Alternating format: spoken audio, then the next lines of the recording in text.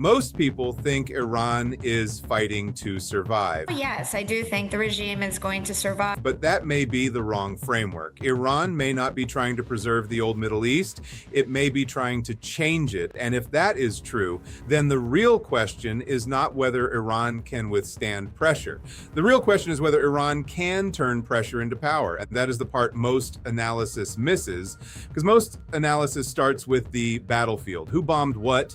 Who hit which target, who lost which commander, who controls which headline.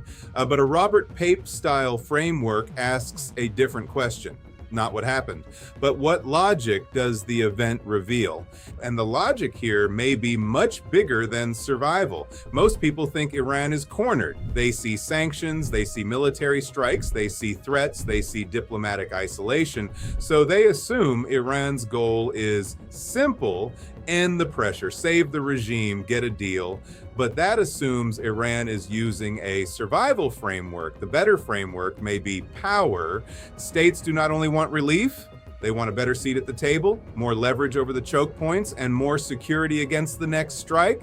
They want the crisis to end with them stronger than they were before. That is the key. Iran may not be asking, how do we get back to normal? Iran may be asking, how do we make sure normal never returns? Because the old normal was a region where US pressure, Israeli strikes, Gulf alignment, and sanctions all pointed in one direction, toward Tehran.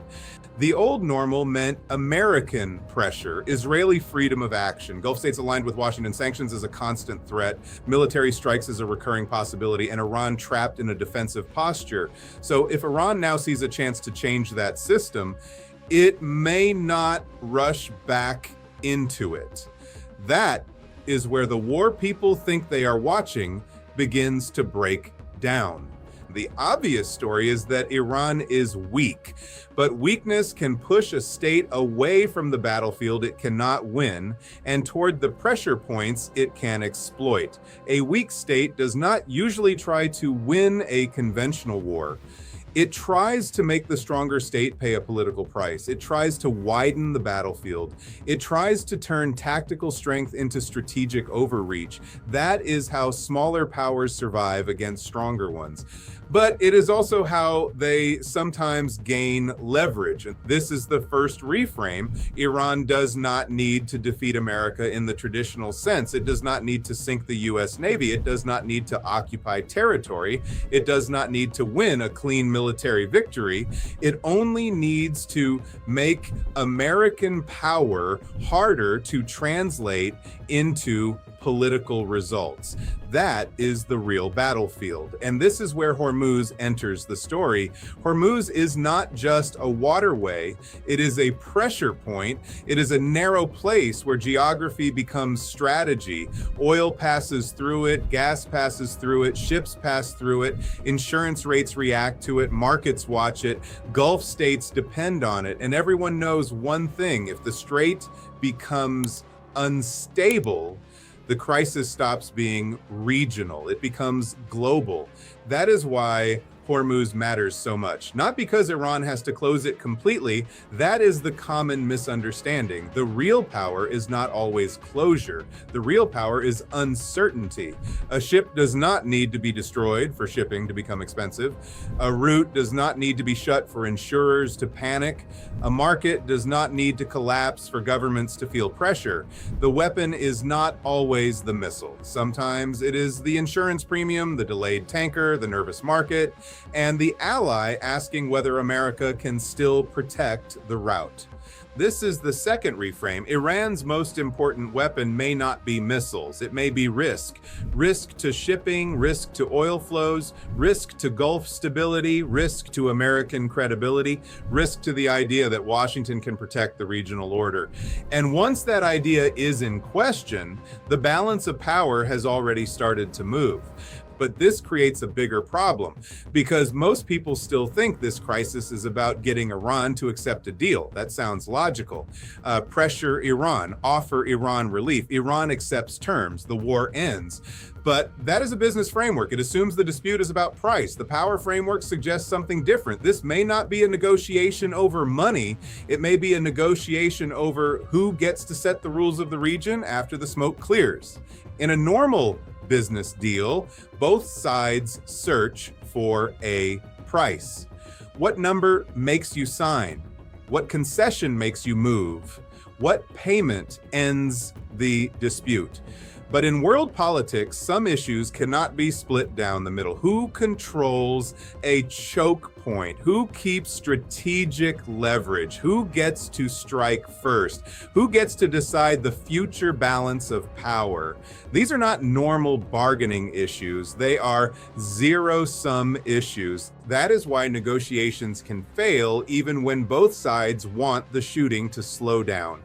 They are not always arguing over misunderstanding. They may understand each other perfectly, and that is the problem. One side wants Iran weakened, the other side wants Iran secure, one side wants the old order restored, the other may want the old order broken. So the question is not, can diplomats find better words? The question is, can either side accept the other side's strategic position? This is where most analysis breaks down because it treats diplomacy as the opposite of war. But after a crisis like this, the battlefield moves from launch sites to conference rooms, from missiles to maps, from explosions to inspection clauses. The cameras move away from missiles, but the struggle continues. It moves into terms, maps, inspection rights, shipping rules, base access, sanctions relief, red lines, regional influence. The war does not disappear. It changes language. And that may be exactly where Iran wants the fight, because diplomacy gives Iran something battlefield weakness cannot. Time, and time matters. Time lets markets react. Time lets Gulf states worry. Time lets Washington divide. Time lets allies ask whether America can still manage the crisis it helped create. Every extra week gives markets time to react, allies time to worry, and Washington time to divide. That is a classic escalation trap. An escalation trap is not just escalation. It is not simply one side climbing a ladder. It is when a state uses force successfully at the tactical level, but fails to produce the political outcome it wanted. The bombs hit, the targets burn, the headlines declare strength, but the strategic problem gets worse. And because the problem gets worse, the state feels pressure to do more. That is the trap. The stronger state says, we used force. Why did they not fold? So it escalates again. More pressure, more strikes, more threats, more demands. But the weaker state reads that differently. It says, they will keep attacking unless we become harder to coerce. So it hardens, it disperses, it retaliates, it raises the cost, it searches for leverage. Each side thinks it is responding, but together they build the next stage. This is the part Washington may be missing. Punishment does not always make states surrender. Sometimes it makes them more determined. Sometimes it eliminates moderates. Sometimes it strengthens hardliners. Sometimes it tells the target, you cannot trust promises. You cannot rely on restraint. You cannot survive by being weaker. You survive by becoming harder to attack. That is the logic Iran may now be following. This does not mean Iran is all-powerful. It is not. Iran has major weaknesses. Its economy is under strain. Its military cannot fight America symmetrically. Its regime faces internal pressure. Its regional position carries risks. But strategy is not about having no weaknesses. Strategy is about choosing the battlefield where your weakness matters least. And your leverage matters most. For Iran, the battlefield may be the whole regional system, the waterway, the bases, the Gulf capitals, the oil routes, and the deal that comes after. The mistake is assuming Iran wants to win the war on America's terms. It probably cannot, but it may not need to. It can fight on different terms. It can use Hormuz. It can use uncertainty. It can use negotiations. It can use regional fear. It can use time. It can use the gap between American military power and American political patience. That gap is where smaller powers often find room to move. To understand why, look at the historical pattern. Big powers often believe coercion should work. They believe force should create obedience. They believe punishment should break resistance. But again and again, the weaker side does not ask, how do we survive the next bomb? It asks, how do we make the bombing politically useless? That was one of the great lessons of modern war. Tactical success does not guarantee strategic success. A target can lose buildings and gain resolve. It can lose commanders and gain unity. It can lose equipment and gain legitimacy. It can suffer militarily while improving its bargaining position. That sounds contradictory, but it is not. Because war is not only destruction, war is political movement. The question is not just what gets destroyed, the question is what changes after destruction. And after this crisis, Iran may be trying to change three things. First, the regional fear structure. Iran wants Gulf states to calculate differently. Not just what will America do if we move away, but what will Iran do if we stay too close. Second, the negotiation structure. Iran wants any deal to recognize its leverage, not simply remove it. Third, the future strike structure. Iran wants future attacks to look more expensive than they looked before. That is why the survival framework is too small. If Iran only wanted survival, it would seek the fastest possible exit. But if Iran wants a new position, it may prefer a slower crisis, a crisis that pressures others, a crisis that exposes American limits, a crisis that makes every regional player ask, who can actually control the next phase? That question is more dangerous than any single strike, because once allies start asking it, the order is already weakening it. Now, if this framework is right, three signals matter. These are the tripwires, not random headlines, not daily noise, not social media rhetoric. Tripwire 1, does Iran gain formal or informal influence over Hormuz traffic? That does not have to mean total closure. It could mean tolls, selective pressure, inspection demands, shadow rules, or shipping patterns that adapt to Iranian threats.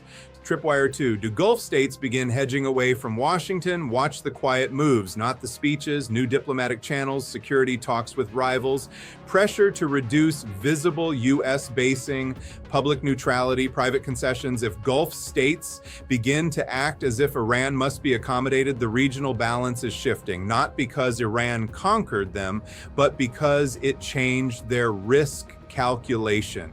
Tripwire 3, does diplomacy start to lock in Iran's leverage instead of removing it? This is the most important one. A ceasefire can stop the shooting. But if the terms leave Iran with more influence than it had before, then Iran did not merely survive. It improved its position. That is the difference between ending a war and losing the post-war settlement. These three signals tell us whether the deeper framework is right. Hormuz influence, Gulf hedging, leverage inside the deal. If all three move in Iran's direction, then the war was never only about survival, it was about regional order, and the result may not look like a dramatic Iranian victory. It may look like something quieter, not a parade, not a surrender ceremony, just quieter phone calls, slower ships, more cautious allies, and a new balance. This is why the next phase matters more than the last strike. The last strike tells us what happened. The next phase tells us what it meant. If America strikes and Iran folds, the old framework survives. Coercion worked, pressure delivered, the regional order holds. But if America strikes and Iran gains leverage, the lesson is different. It means military superiority did not produce political control. And that is the central problem of modern power. A state can dominate the air and still lose the settlement. It can destroy targets targets and still lose influence. It can win the night of the bombing and lose the months after. That is why this war is so easy to misread. The visible battlefield favors America. The invisible battlefield may not. The visible battlefield is firepower. The invisible battlefield is leverage, and Iran may be fighting on the second one. This does not mean Iran controls everything. It does not. No state controls escalation perfectly. Iran can miscalculate. America can adapt. Israel can change the tempo. Gulf states can resist pressure. Markets can stabilize. A deal can still interrupt the logic. But the point is not certainty. The point is framework. If you use the wrong framework, every move looks confusing. If you use the power framework, the pattern becomes clearer. The Iran strategy may be simple, not easy, not safe, but simple. Absorb the pressure, raise the cost, exploit Hormuz, stretch the crisis, turn negotiations into a battlefield, force Gulf states to hedge, make future attacks look expensive, and emerge with a stronger position than before. That is not the strategy of a state only trying to survive. That is the strategy of a state trying to reshape the board.